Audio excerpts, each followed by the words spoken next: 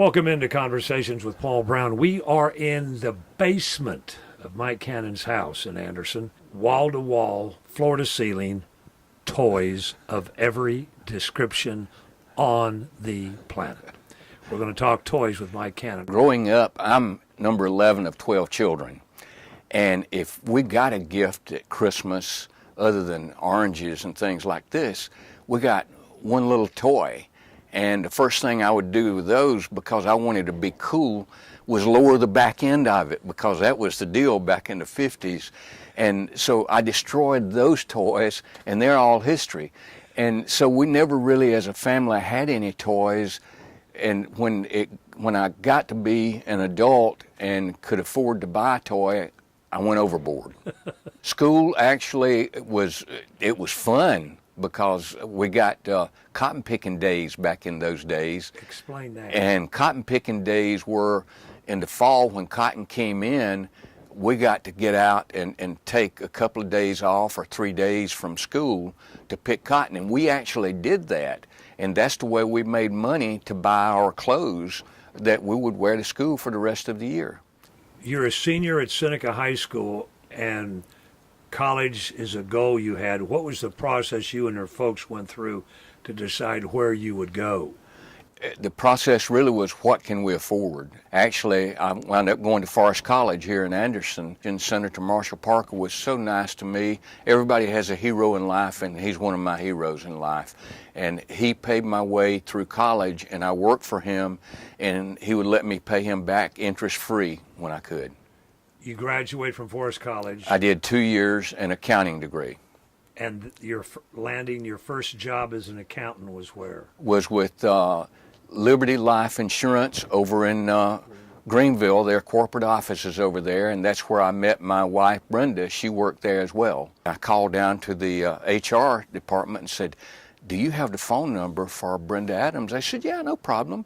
So they gave me the phone number, and I called, and we dated for a grand total of 6 months. What'd you do on the first date? How much money did you spend on her? Oh, Lord, I spent a ton of money, because we went to, I think it was called Tony's Pizza on Wade Hampton Boulevard in Greenville, and I'm sure I was able to get out of there in 1967 for probably $5 or $6, which was through the roof. Might not even been that much, I don't know. But I told her on our second date that we were going to get married, and she laughed at me. Did she really? She really did. And she's still laughing 50 years later. Semi-retired about 5 or 6 years ago, and I'm enjoying retirement and working harder in retirement than I ever worked in a real job, because of my involvement with special needs, which is my love in life. And when we come back, we'll talk about that story, but we're going to get around to toys, too. Our guest is Mike Cannon, and we're in his basement, surrounded by toys.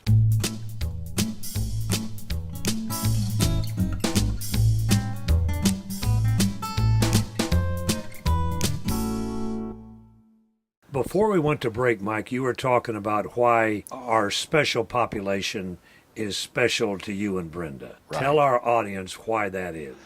The real reason is a lot of reasons, but mainly our oldest son, Brooks, will be 46 in a couple of weeks, and he's special needs. He's autistic and has Fragile X as well.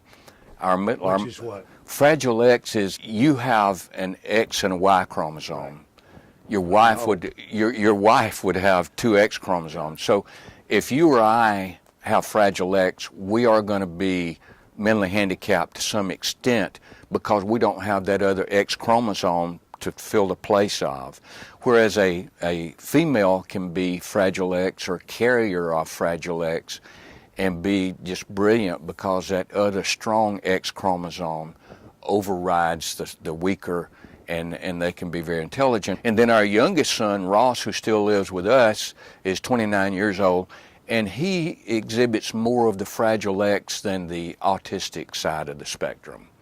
And so having 2 special needs sons, that really has, and I've been serving on the Anderson Disabilities and Special Needs Board here in Anderson for over 20 years, and we're just beginning to break out and get folks to understand what we do or what our friends have the ability to do. And that's the way we refer to our special needs populations. We call them our friends. And they are understanding that our friends have the capacity and the ability to work for them, as exhibited over at Walgreens Distribution Center here in town. We have that great operation out there in the Piercetown community, the Walgreens Distribution Center, because of what movie one father saw and decided that Anderson is where he wanted to put that plant. Tell me that story. Randy Lewis is the man that you're talking about. Randy has an autistic son named Austin, and he had indeed seen the movie Radio. And Walgreens, under the leadership of Randy Lewis, had made a decision they were going to build a distribution center somewhere in the southeast. They went into Atlanta and went as far north as Chattanooga, couldn't find anything that suited them. Came into Atlanta again, and we're going to go as far as Greenville. And when they made it to Anderson, Dale Thompson and John Lummis made a presentation to them, and by the way, Radio and Coach Jones live in the area, and bam, it was sealed. And the distribution center has been there, I think, Paul, about 10 or 12 years now. Yeah. And it was so successful that they duplicated this exact distribution center in Connecticut, and any of the distribution centers in their chain now have the same format, and up to 40% of their workforce is special needs. Some of these jobs that are, and it's just the way of distribution centers and a lot of these companies, it's just a repetition of. And if you can get a special needs person, it's called echolalia, and the repetition of what they do just is exactly what they want to do. And they get into these capacities and they can make you and me look like we don't know what we're doing. I'm telling you, it's amazing to watch them do their jobs. It really is. When I've taken tours up there, and you're exactly right. I mean, they are just pleased as punch to be there, love what they do, and love to show you that they know what they're doing. And I don't want to compete with any of them. I've stood there and told them that. That's no way. But Walgreens has made sure that they get to work, that they get home. These people are earning a paycheck, they're paying taxes, and for a lot of them, this is the first time in their life that they've had this opportunity. That's correct. And Paul, there's one success story. There's many over there, but there's one that stands out so much to me. This young man lived with his mom and dad here in the Anderson area, and he's autistic. Lived with mom and dad his entire life, and here came the opportunity to work at Walgreens. So he goes to work for Walgreens. He started getting a little independence, so he moved into his own apartment. Lived into the apartment for, I don't know, a few years. He now owns his own home. Is that, I mean, that's got to make Randy Lewis and everybody that's ever been involved with this program smile. Yeah. It's worth it all. It really is. When did you start collecting toys? In the early 1990s. Why? Well, a friend in Greenville gave me a set of what Hallmark cards called Kitty Car Classics. And here is one of those Kitty Car Classics, like what my friend gave to me, and it's an exact replica of a pedal car. The pedals move and the steering wheel works. He gave me the first 5 that Hallmark came out with, and I thought that was pretty cool. And I started collecting. Every time Hallmark cards came out with another Kitty Car Classic, I would buy it. Well, after a few years, that got to be kind of boring a little bit, and I said it would be neat to have the actual pedal car that they're designed after. So here is the pedal car that this toy is designed after. And so if it's got a pedal car to go with it, in a lot of cases, I've got it. So it started with that. It started with this, and then it just got out of control. It went nuts. Right. Tell me the history of the pedal car. The first ones were in the late 1800s, and some of those were had wooden wheels.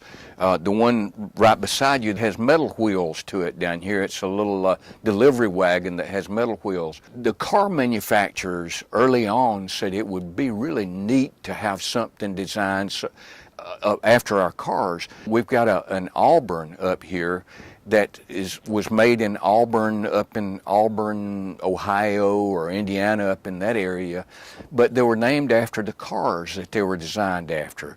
And this is a 1941 Chrysler here. I remember in 1965 when the Mustang first came out, if you bought a new Mustang, a lot of the dealerships would give you a pedal of 1965 Pedal car Ford Mustang. pedal car when you bought the actual car. So they use them as promotions as well. So the history of the pedal car goes back long ways, really. Between pedal cars and pedal tractors, I have about 160 or a little more. And you're not the only one that collects them. Around the country, there are other people that do this too.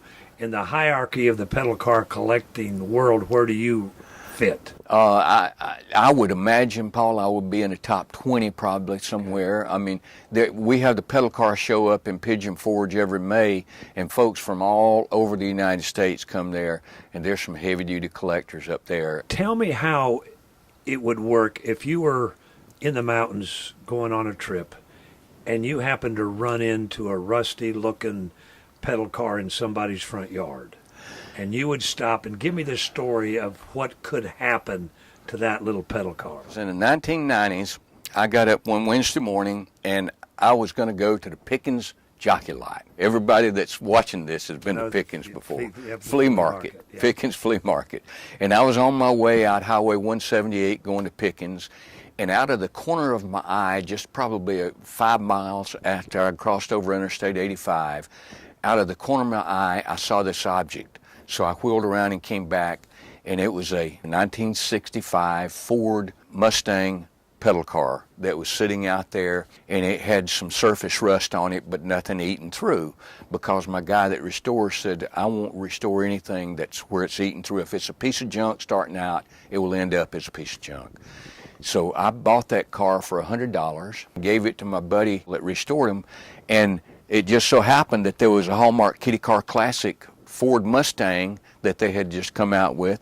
So I gave it to my buddy and said, make it look like the Hallmark Kitty Car Classic, so it's sitting on the other side over here, and that's it. And how long would it have taken him to restore that car to its pristine condition?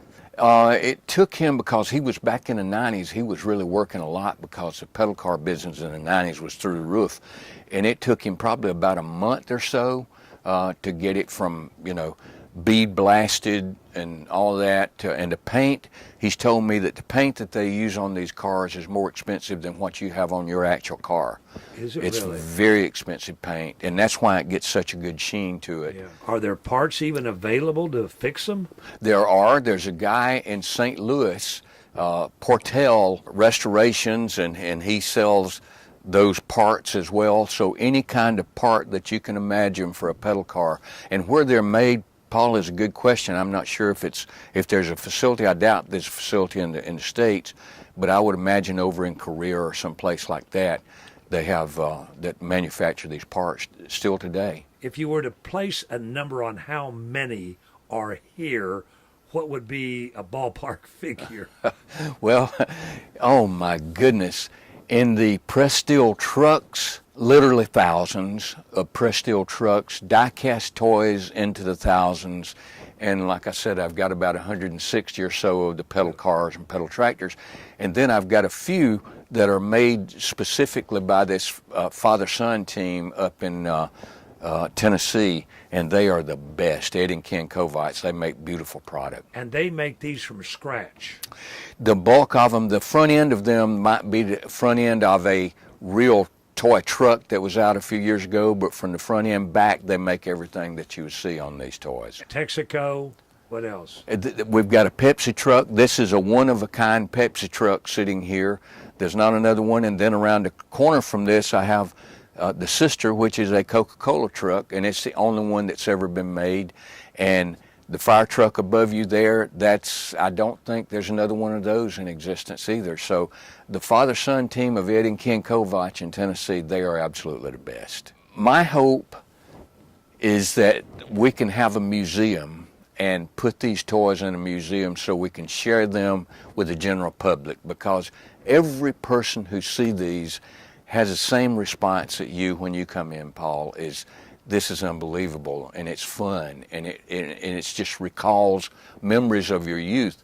So I would love to have a museum that we could put these in, and the Canham family would always own them, but we would draw up, have a lawyer to draw up everything and should the Canham family one day 50 years from now decide they want to sell, the museum would have first right of refusal. They've already been on display around the upstate.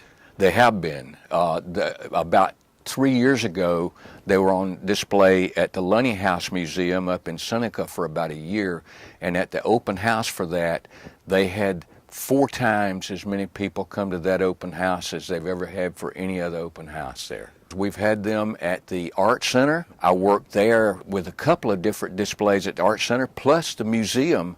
We've had about 3 displays over at the Anderson County Museum before.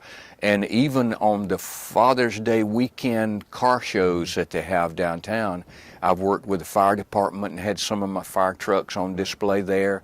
So I've worked with anybody that wants anything to do with toys. I've worked with them before. And my dad died in 1966, and the car that he owned was a 1957 Ford. And when I bought this one and had it restored, I had it restored exactly the color of my dad's car.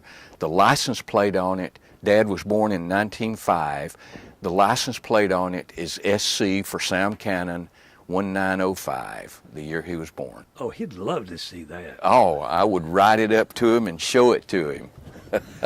Mike Cannon has been our guest. Thank you for all you do, Mike, for the community and for the folks with special needs. We could have talked a whole program just about that, and the fact that you want to share all this stuff, we really appreciate it. Thank you. Yes, sir. Thank you, Paul. Our guest has been Mike Cannon. We want to thank you all for tuning in and invite you to be back with us next week, same time, for our next edition of Conversations with Paul Brown. Until then, take care, everybody.